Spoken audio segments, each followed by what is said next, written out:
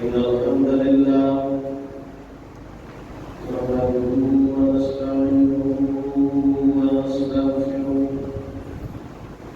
ونعوذ بالله من شرور أنفسنا ومن سيئات أعمالنا من يهده الله فلا مضل له ومن يضلله فلا هادي له وأشهد أن لا إله إلا الله وحده لا شريك له وأشهد أن محمدا عبده ورسوله أرسله بالحق بشيرا ونذيرا بين يدي الساعة ومن يطع الله ورسوله فقد رشد واهتدى ومن يعص الله ورسوله فقد ضل وغوى أما بعد فإن خير الحديث كتاب الله وخير الهدي هدي محمد صلى الله عليه وسلم وشر الأمور محدثاتها وكل محدثة بدعة وكل بدعة ضلالة وكل ضلالة في النار. اللهم صل على محمد وعلى آل محمد كما صليت على إبراهيم وعلى آل إبراهيم إنك حميد مجيد. اللهم بارك على محمد وعلى آل محمد كما باركت على إبراهيم وعلى آل إبراهيم إنك حميد مجيد. رب اشرح لي صدري ويسر لي أمري واحلل عقدة من لساني يفقهوا قولي. رب زدني علما رب زدني فهما. اللهم انفعني بما علمتني وعلمني ما ينفعني وزدني علما. أعوذ بالله السميع العليم من الشيطان الرجيم من همزه ونفخه ونفسه. بسم الله الرحمن الرحيم. إن الذين آمنوا وعملوا الصالحات كانت لهم جنات الفردوس نزلا خالدين فيها لا يبغون عنها حولا.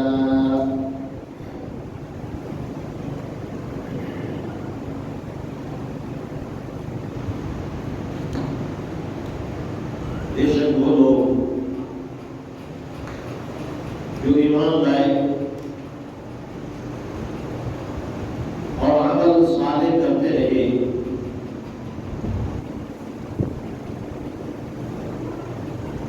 ان کی مہمان نوازی جنت الفردوس سے ہوگی جس میں وہ ہمیشہ رہیں گے اور اس جنت سے نکلنے کو ان کا کبھی دل نہیں چاہے گا.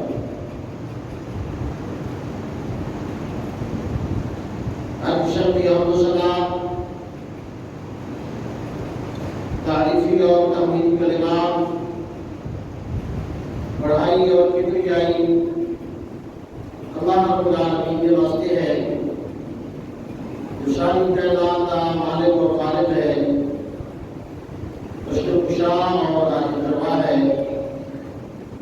درود و سلام ہو اس آمائے دو جہاں نبی کائنات مجسمہ اخلاق جس کا نامی اسم گرامی محمد رسول اللہ صلی اللہ علیہ وعلا آلہ وصحبہ وبارک وسلم ہے. مختصر حمد و سلام کے بعد حضرات گرامی، دوستوں، بزرگوں اور بھائیوں، ماہ رمضان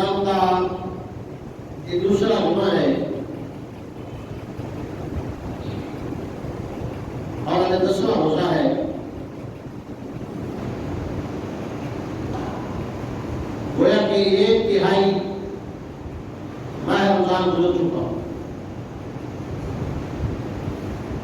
بقایا 2/3 رہ گیا۔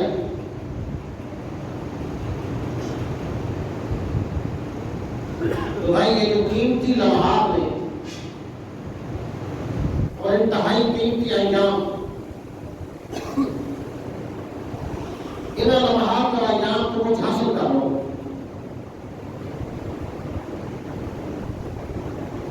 اور اپنی دنیا اور آخرت سنبھال لو۔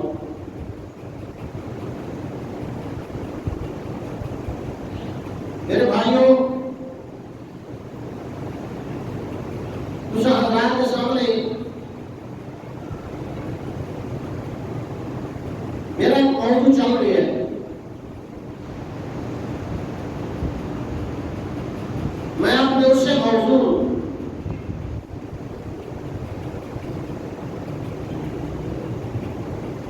کچھ حضرات کے گوش گزار کرنا چاہوں گا،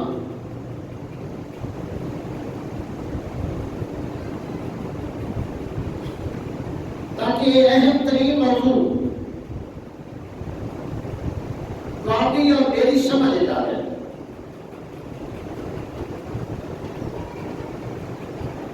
اور اگر اس موضوع کو اسی سمجھ لیا تو انشاءاللہ سب آخرت سمجھ جائے گی۔ اور میرے بھائی، جس بندے کی آخرت سمجھ جائے وہ اللہ تعالیٰ کو روک ہی لینا چاہتا ہے۔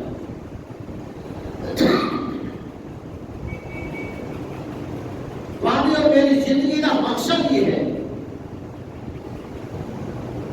کہ کسی نہ کسی طرح تمہاری اور میری آخرت سمجھ جائے۔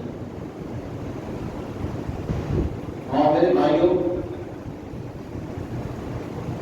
وہ آخرت تمہاری اور میری سمجھے گی عبادت کے اصول اور ضابطے جاننا۔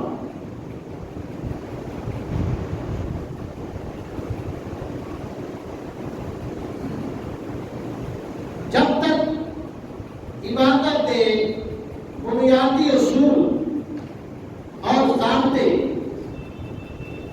اسی نہیں جانا گے تو میرے بھائی، یہ 50 سال نہیں، 100 سال نہیں، 500 سال بھی اللہ تعالیٰ زندگی دے گا کہ وہ ساری کی ساری زندگی اسی اپنے طور پہ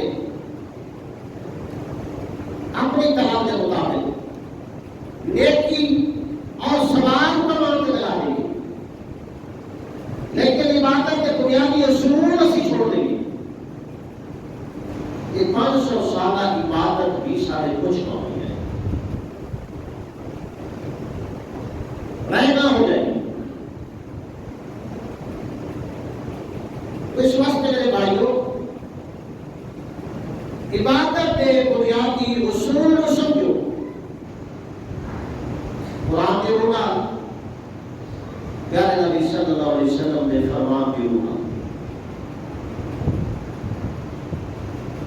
پچھلے جمعے کے اندر کچھ حضرات کے سامنے میں ایک صحیح بخاری کی روایت پڑھی سی۔ آپ صلی اللہ علیہ وسلم کا خواب، جب آپ صلی اللہ علیہ وسلم نے کوئی فرشتے آئے تو فرشتے نے آخری جملہ کیا کہ وہ محمد فرق بین الناس، اور ان لفظ ہی میرا پچھلا جمعہ ہے کہ محمد صلی اللہ علیہ وسلم لوگوں کے درمیان فرق ہے۔ محمد صلی اللہ علیہ وسلم لوگوں کے درمیان تمیز کرنے والے۔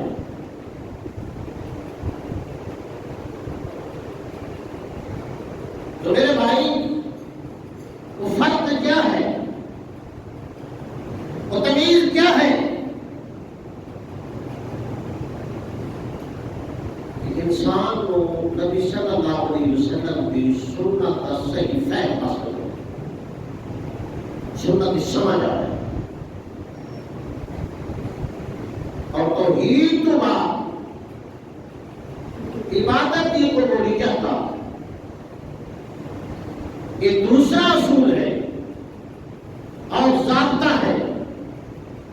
کہ پیارے نبی صلی اللہ علیہ وسلم کی سنت کی مطابقت اور موافقت جب تک ہر عمل کے اندر وہ جو کوئی عمل ہے، نماز ہے، روزہ ہے، زکوٰۃ ہے، حج ہے، عمرہ ہے، صدقات ہے، خیرات ہے، وہ افطاری ہے، وہ سحری ہے، اور دیگر جتنے بھی ثواب کے کام ہیں، وہ تمام ثواب کے کام نبی صلی اللہ علیہ وسلم کی سنت کے نال موافقت رکھن کے قابل قبول، اور وہ تمام نیکی اور ثواب کے کام پیارے نبی صلی اللہ علیہ وسلم کی سنت کے نال موافقت اور مطابقت پیدا نہیں کر کے وہ مردود۔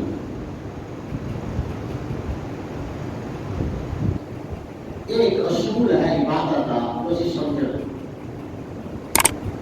اور پھر اس کو اپنانا ہے۔ ہر موڑ کے پیارے نبی صلی اللہ علیہ وسلم کی سنت کی موافقت پیدا کر، مطابقت پیدا کر، کیونکہ وہ محمد الفرق بین الناس، میری عبادت اندر، ریاضت اندر، نیکی اندر واضح طور پہ فرق کرنے والے وہ صرف محمد رسول اللہ، کوئی اور نہیں،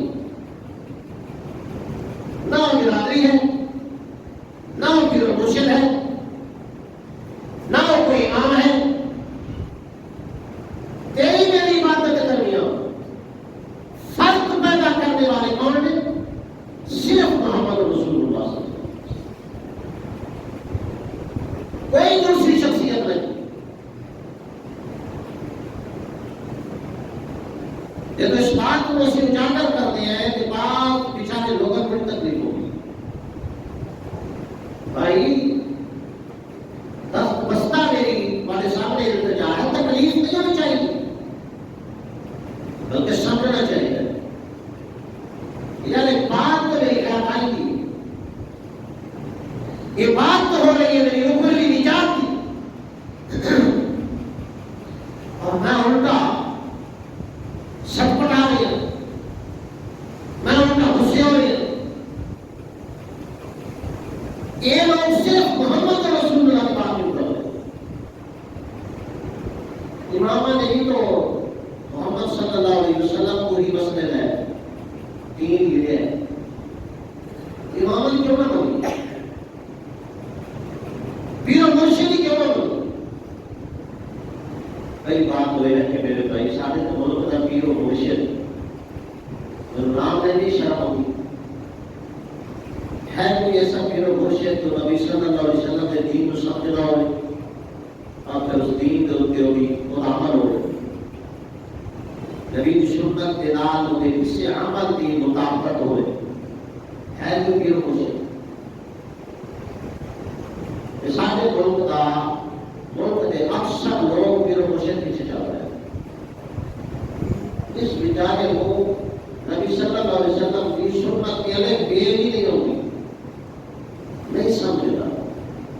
تو میرے بھائی دین کو سمجھیے، عبادت کا اصول سمجھیے، اور پھر عبادت بجا لائیے۔ دیکھنا آگے چل کے میں واضح کرا تھا کہ اس میں یار کو قائم کرے گا تو آخرت کیا اللہ رب العالمین کے ہاتھوں اپنے چھوٹے چھوٹے عمل کا وزن پائے گا۔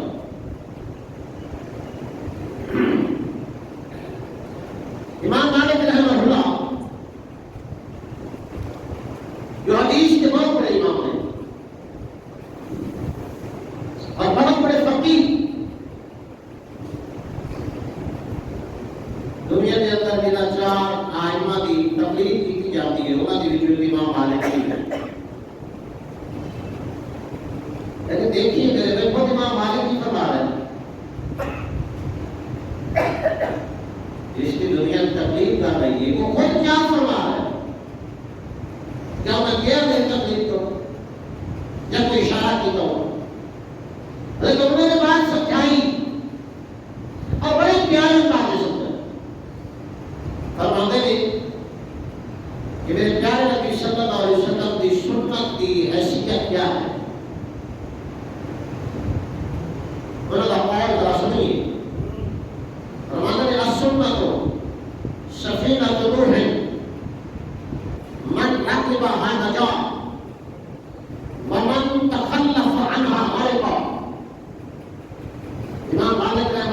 فرماتے ہیں کہ پیارے نبی صلی اللہ علیہ وسلم کی سنت کی حیثیت نوح علیہ السلام کی کشتی والی ہے، نوح علیہ السلام کے سفینے والی ہے۔ فرمایا من راکبہا نجا، جو کوئی کشتی سوار ہوگا نجات پا جائے گا، ومن تخلف عنہا غرق، اور جو اس کشتی جو پیچھے رہ جائے گا سوار نہیں ہوگا غرق غرق ہو جائے گا، ڈوب جائے گا پانی اندر، زمین دھنس جائے گا۔ امام مالک رحمہ اللہ فرماتے ہیں بالکل جو اس دور پر نوح علیہ السلام کی کشتی کی حیثیت تھی، آپ صلی اللہ علیہ وسلم کو لے کے قیامت تک محمد رسول اللہ صلی اللہ علیہ وسلم کی سنت کی حیثیت بھی کوئی کشتی بات فرماتے ہیں کہ وہ کشتی کا نہیں ہے، وہ پیارے نبی کی سنت ہے۔ فرمایا گرو کی کشتی جو سوار ہوگا نجات پائے گا، وہ سوار ہونے والا کوئی بھی ہو، وہ جانور کیوں نہ ہو، اور جانوروں میں بھی چوں بدترین جانور کیوں نہ ہو، وہ کتا بلا کیوں نہ ہو، وہ خنزیر کیوں نہ ہو، من راکبہا نجا، جو سفینے سوار ہو گیا نجات پا گیا، ومن تخلف عنہا غرق۔ امام صاحب فرماتے ہیں اب دیکھو اور سمجھو، جو نوح علیہ السلام کی کشتی تو پیچھے رہ گیا وہ غرق ہو گیا، وہ پانے نوح علیہ السلام کا اپنا بیٹا ہی کیوں ہو، غرق ہوا کہ نہیں ہوا؟ باپ کہتا یا بنی ارکب معنا، اے بیٹے آپ سوار ہو جا، اس کشتی سوار ہو جا، آج نجات کا پیر صرف کشتی، یعنی بیٹا کی کہتا ہے سآوی الی جبل یعصمنی من اللہ، نہیں ابو جان میں اس پہاڑ پہ چڑھ جاؤں گا اور میں پانی یا طوفان تو بچ جاؤں گا، کیا مطلب؟ یہ پہاڑ بڑا بلند ہے، بڑا پہاڑوں کی چوٹیاں کو بھی پانی صاف کر سکتا ہے، یہ ہوتی شروع کی کہتا ہے کشتیاں تو رک جاؤں گی، طوفان ذرا بڑا ہو تو کشتیاں رک جایا کرتی ہیں، ہوا نے پھنس جایا کرتی ہیں، لیکن انہیں پہاڑوں میں پانی کی گسا کرے گا، انہیں پہاڑوں چوٹی میں پانی کی نہیں گزرے گا۔ سآوی الی جبل یعصمنی من الماء، میں بچ جاؤں گا اس طوفان کو۔ لیکن نوح نبی باپ بیٹے کو بھی کہتا ہے قال لا عاصم اليوم من امر اللہ، بیٹا آج اللہ کے حکم کو کوئی بھی نہیں پا سکتا، آج وہی بچے گا جو میری کشتی سوار ہو، جو میری کشتی سوار نہیں ہوگا غرق ہو جائے گا، یہ پہاڑ کے جو کدے نہیں بچا سکے گا۔ باپ بیٹے کی باتیں ہو رہی ہیں کہ ایک طوفانی لہر آئی اور اس بلند ترین پہاڑ کو اس کو گرا کے اس کے اندر گوتے کے لیے کے باپ کے سامنے اس کو بات غرق ہو گیا۔ امام مالک فرماتے ہیں آج وہ کشتی نہیں ہے، سفینہ نوح نہیں ہے، آج سنت محمد رسول اللہ ہے۔ جو کوئی محمد رسول اللہ کی سنت سوار ہوگا نجات پا جائے گا، جو محمد رسول اللہ کی سنت تو اتر جائے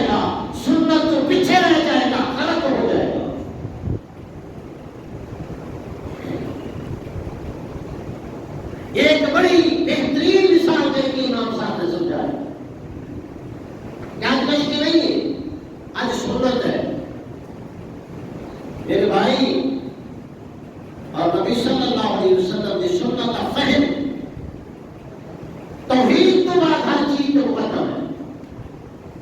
فہم حاصل کرو، نبی صلی اللہ علیہ وسلم کی سنت کو سمجھ کے اس کے مطابق اپنی عبادت کرو. یہ عبادت کا دوسرا بڑا اصول ہے.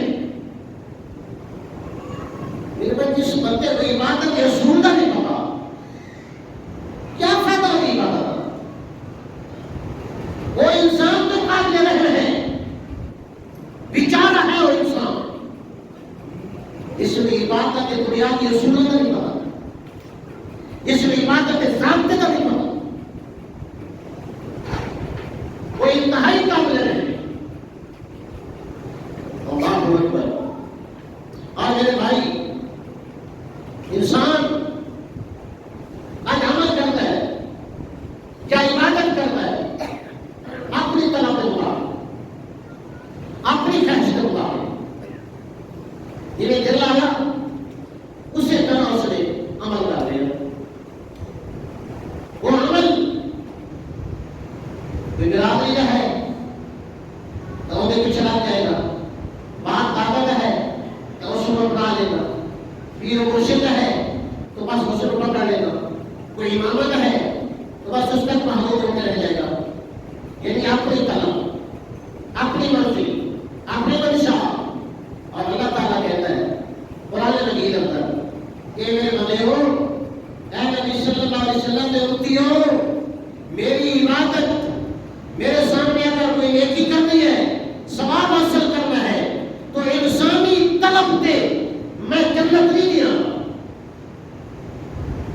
اللہ کی فرمان ہے انسانی طلب کی بنیاد پہ میں جنت نہیں دیا. اللہ فرماتا ہے جنت ملے گی جو عبادت ہے میرے اصول بنائے ہوئے. تو ہمیں اپنی طلب کم نہیں آئے گی. یہ کم نہیں آئے گی کہ میرا باپ کہتا ہے یہ نماز پڑھ دے، سنائی مجھے پڑھتی، میرا پیو مرشد اعتماد کرتا سنائی مجھے کرتا ہے. ہمارے کو میری اپنی طلب ہے، انسانی طلب کے نجات نہیں مل سکتی. سورۃ نساء کا اللہ تعالیٰ کیا فرماتا ہے؟ فرمایا لیس بِأَمَانِيِّكُمْ وَلَا أَمَانِيِّ أَهْلِ الْكِتَابِ مَن يَعْمَلْ سُوءًا يُجْزَ بِهِ وَلَا يَجِدْ لَهُ مِن دُونِ اللَّهِ وَلِيًّا وَلَا نَصِيرًا. تمہاری خواہشات یا اہل کتاب کی خواہشات، تمہاری طلب یا اہل کتاب کی طلب دے تو جنت نہیں مل سکتی، تسی کامیاب نہیں ہو سکتے، تسی نجات نہیں پا سکتے. میں یعمل سوءا یجزا بہ. فرمایا جو کوئی توحید کو ہٹ کے بنیادی اصول کو چھوڑ کے، جو کہ نبی صلی اللہ علیہ وسلم کی سنت کے مطابق چھوڑ کے جو بھی کوئی عمل کرے گا وہ برا ہوگا. میں یعمل سوءا یجزا بہ. جو کہ ایسا عمل کرے گا اس کو دی سزا ضرور ملے گی. وَلَا يَجِدْ لَهُ مِن دُونِ اللَّهِ وَلِيًّا وَلَا نَصِيرًا. اور قیامت والے دن اللہ کو سوا اور نہ تو کسی کو کار ساتھ پائے گا، نہ ہی کسی کو مددگار پائے گا. تمام ہو جائے گا. لیس بِأَمَانِيِّكُمْ، تمہاری طلب دے تو جنت نہیں مل سکتی. اعتماد جو نکال دو ہے بات وادی اپنی خواہشات سے جتنی مرضی عبادت کرو، ریاضت کرو. اللہ تعالیٰ فرماتا ہے لیس بِأَمَانِيِّكُمْ. اس طرح کی کامیابی ہو سکتی. میرے بھائی، انسان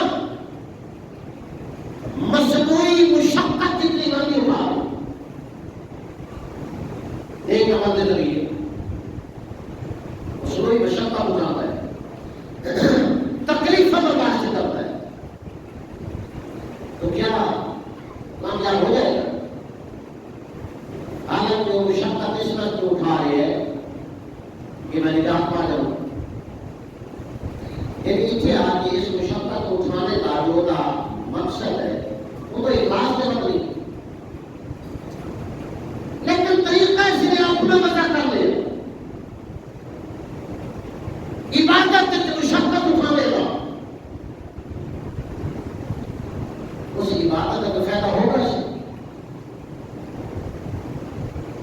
اللہ اکبر نبی علیہ السلام مسجد تشریف لے آئے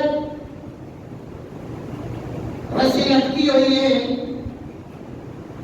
آپ صلی اللہ علیہ وسلم نے فرمایا یہ رسی کیوں لٹکی ہے کس نے لٹکائی ہے فرمایا اے اللہ کے رسول یہ تھوڑی فلاں بیوی نے لٹکا رکھی ہے رات میں عبادت کرتی ہے جاگنا چاہتی ہے نوافل پڑھنا چاہتی ہے زیادہ تو زیادہ عبادت کرنا چاہتی ہے وہ سوچ ہے وہ فکر ہے کہ جب میں تھک جاؤں گی رسی نال اپنے پالا پر لگا گی اور پھر وہ اس رسی کے نال جب وہ اٹھائے گی اور پھر رسی کا کھینچاؤ پائے گا جھٹکا لگے گا تو میری آنکھ کھل جائے گی میری سستی ختم ہو جائے گی میں پھر عبادت شروع کر دیا نبی علیہ السلام نے فرمایا میں اس وقت تک اس مسجد کے اندر بیٹھے گا نہیں جب تک اس رسی کو نہ کھول دے ہو ہمارا یاد رکھنا اس طرح کی عبادت کی اللہ تعالیٰ کو کوئی ضرورت نہیں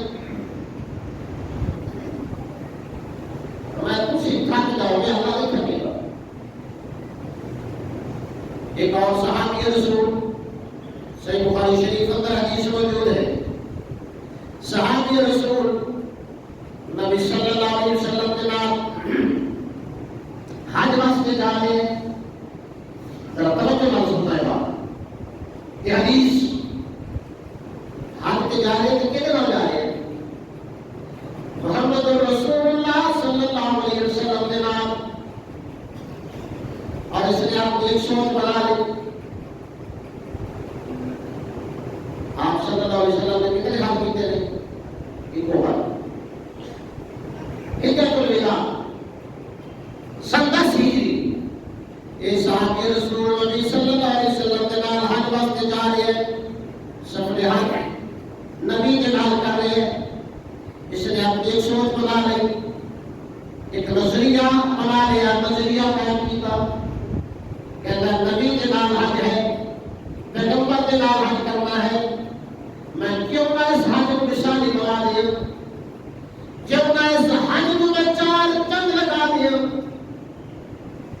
اور اس نے اتحیہ کر لیا کہ دوران سفر نہ میں کچھ کھاواں گا نہ ہی کچھ پیواں گا اور نہ ہی سواری میں سوار ہوواں گا جہاں کہیں نبی صلی اللہ علیہ وسلم اور نبی کے صحابہ پڑھاؤ کریں گے میں چھاؤں کے نہیں بیٹھا گا میں درخت کے سائے کے نہیں بیٹھا گا دھوپ دے بیٹھا گا میں اپنے حاضر و نشانی بنا دینا چاہتا ہوں پیغمبر کی معیت تک کہ میں حج کر رہی ہوں جتنی زیادہ مشقت اٹھاواں گا تکلیف برداشت کراں گا اتنا اللہ زیادہ ثواب دے گا یہ اپنی سوچ یہ اپنا نظریہ جو اپنے دماغ دل قائم کر کے نبی صلی اللہ علیہ وسلم کے نام سفر حج کے چل پیندا ہے راستے کے اندر کچھ نہیں کھانا نہ ہی کچھ پیتا ہے نہ ہی سواری کے سوار ہوتا ہے حالت سواری ہو رہی ہوتی پیدل سفر کر رہے ہیں میرے بھائیوں عرب کے گرم صحرا میں چلتا چلتا پتھریلی زمین جو بہت ہی گرم زمین ادھر سفر کر رہے ہیں پیدل جا رہے ہیں ننگے پہنچا رہے ہیں مثالی بنا دینا چاہتا ہے صحابہ جہاں کہیں نبی صلی اللہ علیہ وسلم اور صحابہ پڑھاؤ کرتے ہیں کہ درخت سائے تلے نہیں بیٹھتا دور جا کے دھوپنے بیٹھ جاتا ہے آخر کب تک برداشت کرتا سفر کرتے ایک ایسے موڑ کے جا پہنچے جہاں اس دن برداشت کے بندھن ٹوٹ گئے اور بے ہوش ہو کے گر جاتا ہے صحابہ اس کو سنبھال رہے ہیں اس کو اٹھا رہے ہیں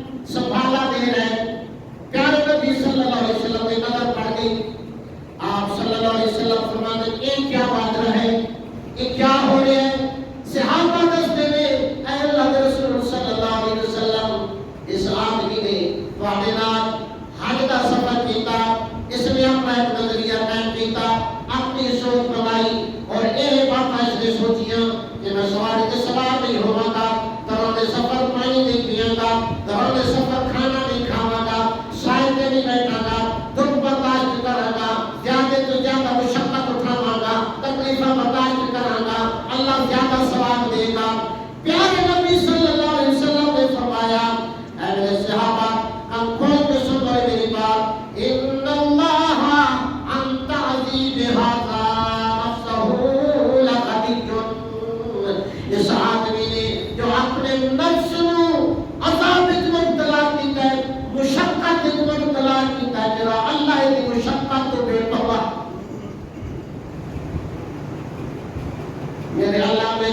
کر دینا ہے کوئی سروکار نہیں.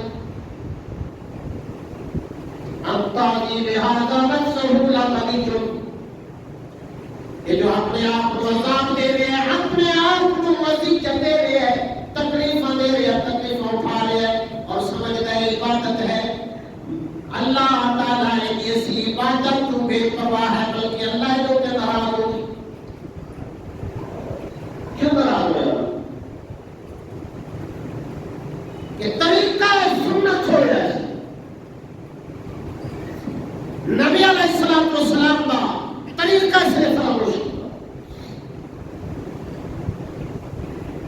اس واسطے میرے بھائی کتنی مرضی مشقت ہوا، یہ تو پیارے نبی صلی اللہ علیہ وسلم کی سنت کے مطابق عبادت نہیں کرے گا، اس رسول قائم نہیں رکھے گا، سنت کی مطابقت قائم نہیں رکھے گا، موافقت قائم نہیں رکھے گا، تیری عبادت رائگاں ہو جائے. حالانکہ مومن کو جو تکلیف آتی ہے، مومن کو جو بھی تکلیف آتی ہے وہ اللہ کی طرف آتی ہے. نبی علیہ السلام فرماتے ہیں مومن اتنا خوش نصیب ہے کہ ہر تکلیف کے مومن کو اللہ تعالیٰ اجر و ثواب عطا کرتا ہے.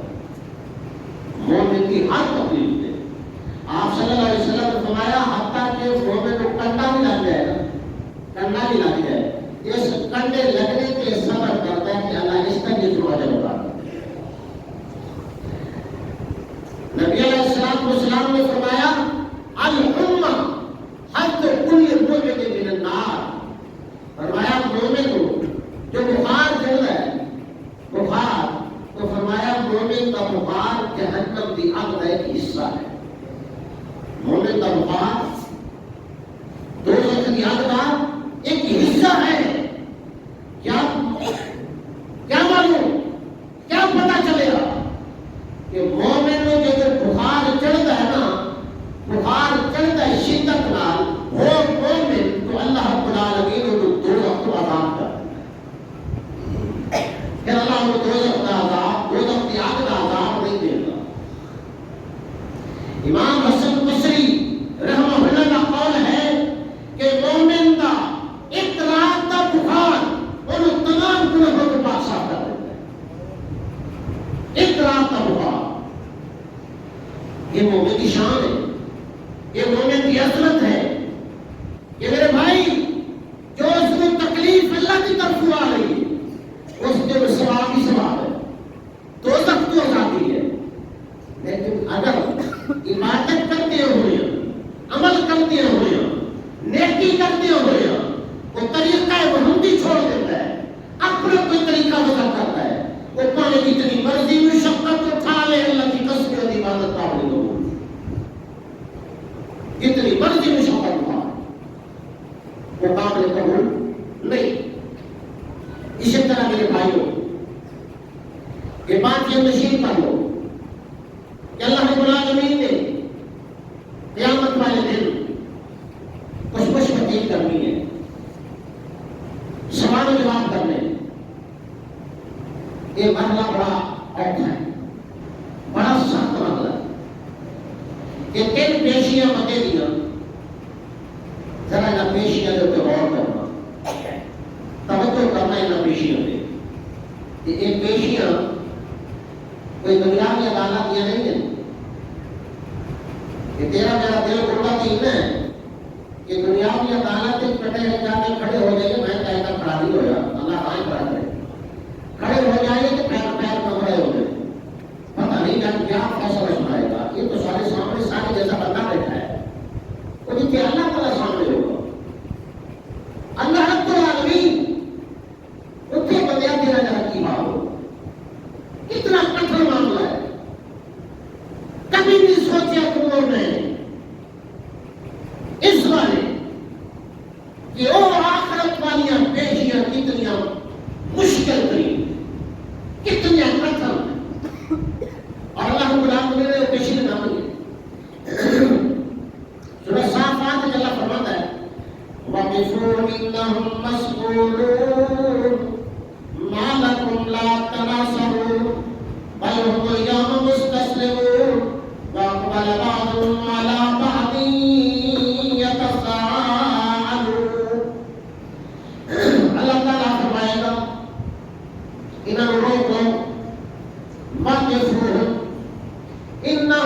يسولون ان بندیاں نوں روک لو کہ اج میں انہاں دے نال سوال جواب کرنے اللہ اکبر سوال جواب کرنے والی کون ہے اللہ رب العالمین جدا استوا ہے عرش معلا تے وہ سوال جواب کرنے والے ہوں گے اپنے بندیاں دے نال میرے بھائیوں جب اللہ تعالیٰ اپنے بندے کے نال ہم کلام ہوئے گا درمیان میں کوئی ترجمان نہیں ہوگا ہر بندے کے نال ڈائریکٹ اللہ بات کرے گا ہر بندے کے نال اللہ خود کلام فرمائے گا درمیان میں اللہ تعالیٰ کسی فرشتے کو بھی نہیں آنے دے گا وہ فرشتہ اپنے جبریل کے اوپر ہو سنیے ذرا صحیح بخاری کی حدیث حضرت عدی بن حاتم رضی اللہ تعالیٰ عنہ کی مروی ہے کہ رسول اللہ صلی اللہ علیہ وسلم نے فرمایا ما منکم من احد الا وسيكلمه الله يوم القيامة ليس بين الله وبينه ترجمان صحیح بخاری کی روایت پیارے نبی صلی اللہ علیہ وسلم فرماتے اے میرے صحابہ کوئی ایسا بندہ نہیں ہوئے گا کوئی ایسا فرد نہیں ہوئے گا مگر قیامت والے دن اللہ تعالیٰ کے نام براہ راست کلام فرمائے گا لیس بین اللہ و بینہ ترجمان اللہ تعالیٰ کے اس بندے کے درمیان کوئی ترجمان بھی نہیں ہوگا کیونکہ اللہ تعالیٰ نے ساری بولیاں اللہ رب العالمین نے جو دنیا کے ہزارہ بولیاں نے نا اللہ ہر ہر بولی یہ نہ کوئی سمجھے کہ اللہ صرف عربی سمجھ رہا ہے کہ عربی زبان قرآن نازل فرمایا اللہ صرف عربی سمجھتا نہیں اللہ رب العالمین ہر زبان سمجھتا ہے جتنیاں بھی انسانی زبانہ نے وہ پانے ہزارہ نے کتنا ہزارہ تو بھی زیادہ زبانہ نے اللہ سارے زبانہ سمجھتا ہے انسانی زبان تو کیا اللہ جانوروں کی زبان سمجھتا ہے جانوروں کی زبان تو کیا میرا اللہ چیونٹی کی زبان بھی سمجھتا ہے سمندر کے اندر مچھلیاں کی زبان بھی سمجھتا ہے لیس بین اللہ و بینہ ترجمان فرمایا اللہ تعالیٰ فرمائے گا میرے فرشتوں میرے بندوں کو روک لو میں نے انہاں دے نال باتاں کرنیاں نے میں انہاں دے نال ہم کلام ہونا ہے فرمایا اللہ کے اس بندے کے درمیان کوئی ترجمان نہیں ہوگا بات کرو کس چیز کی بات کرو اللہ رب العالمین نیکیاں اور بدیاں کی مقدار کی چیکنگ کرے گا سمجھ آ رہی ہے کوئی بات یہ اللہ نے کیوں روک رکھے ہے یہ پہلا مرحلہ ہے پہلا مرحلہ جہاں اللہ تعالیٰ نے نیکیاں تے بدیاں کی چیکنگ کر ہر انسان کی چیکنگ ہوگی تیری میری ہر بندے اگر سوچ گربان جہان کی سوچ گربائی اللہ رب العالمین جب چیک کر ہوگا کہ چیک کر رہا ہوگا ہر بندے ہوں کتنا کٹھن مرنا ہوگا کتنا مشکل مرنا ہوگا درمیان میں کوئی ترجمان نہیں کوئی سفارش کی نہیں اس مقام تے نہ کسی فرشتے کو ضرورت ہوگی نہ کسی نبی کو ضرورت ہوگی کہ درمیان میں جا کے حل ہو سکے نہیں ڈائریکٹ اللہ تعالیٰ کلام کرے گا تیرے نال بھی میرے نال بھی اور اللہ رب العالمین یہ چیکنگ کرے گا اور یہ چیکنگ کرنے کے مختلف طریقے چیکنگ کے بھی مختلف طریقے اللہ تعالیٰ انہ علیم بذات الصدور ہے اللہ تعالیٰ نے جو دل میں پیدا فرمایا کہ میری ہر حرکت والا واقع جاننا نہیں ہوگا تیرے کے دل کے راز بھی ہوتا ہے اللہ کو سارا پتہ ہے اسی کی کچھ کر رہے ہیں میرے بھائی اللہ رب العالمین کی تو صفت ہے کہ 70 زمینوں کے تلے 70 زمینوں کے نیچے اندھیری رات اندر پھر سب زمین کا اندھیرا، پھر اندھیری رات کا اندھیرا، فرمایا پھر اتنے کالا سیاہ پتھر ہو، اس کالے سیاہ پتھر کے نیچے سیاہ کیڑا ہو، الہ العالمین کی نظر تو وہ بھی ہو چل رہی، وہ بھی نہ چل رہی، بیٹا تیرا کتنا رب العالمین، وہ تیرے میرے بارے سب کچھ جان رہا ہے، انہ علیم بذات الصدور۔ لیکن اس کے باوجود اللہ تعالیٰ نے تیری چیکنگ کرنی ہے بڑی سخت ہے، اللہ جانتا ہے، اللہ رب العالمین سے تیرے میرے نہ پوچھے، اللہ جانتا ہے اس طرح کا یہ بندہ اس طرح کا یہ پکڑ اور کوئی سب ایسے ہوتے ہوتے اللہ ایسا نہیں کرے گا، اللہ چیک کرے گا۔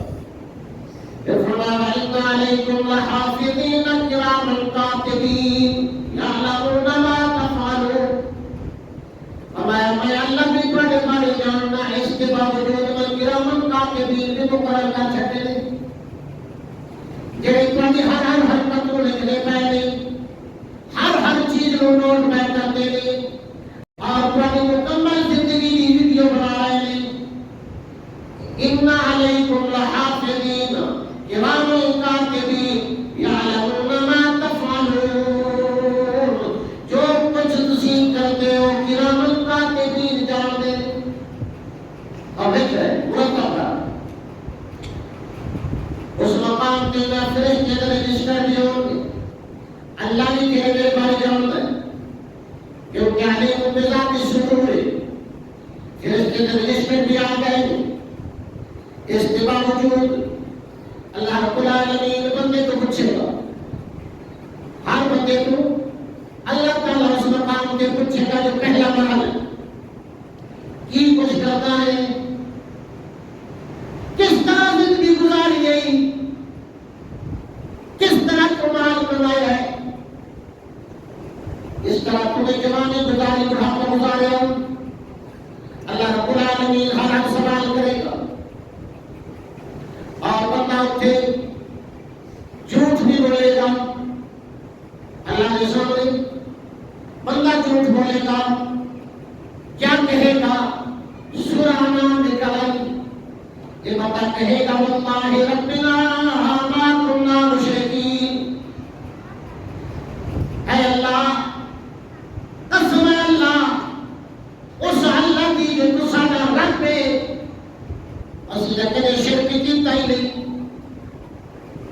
جھوٹ بولے اللہ تعالیٰ کے سامنے جھوٹ بولے گا۔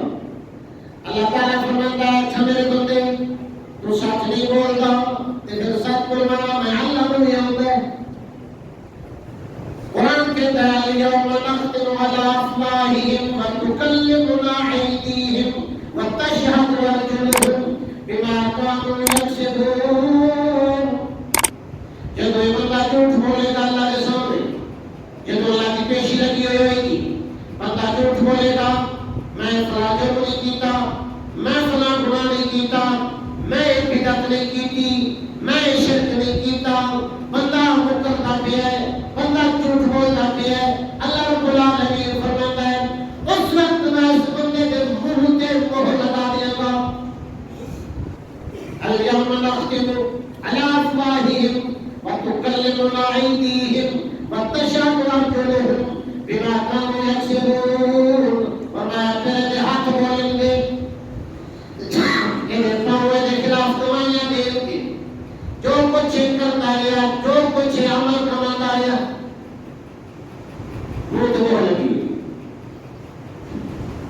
ہاتھ بول رہے ہیں، پاؤں کے خلاف گواہیاں دے رہے ہیں۔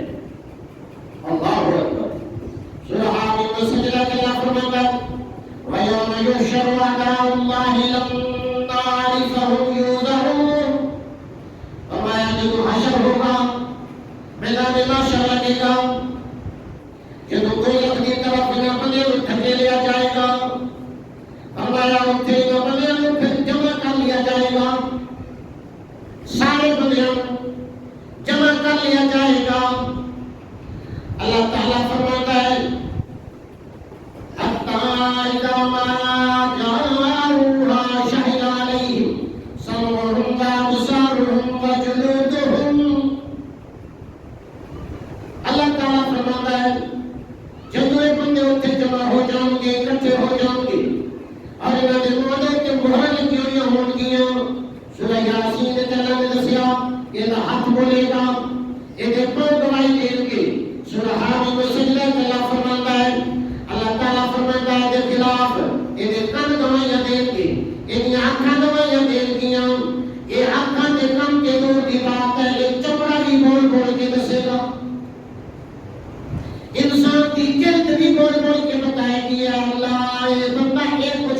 آئی ہے.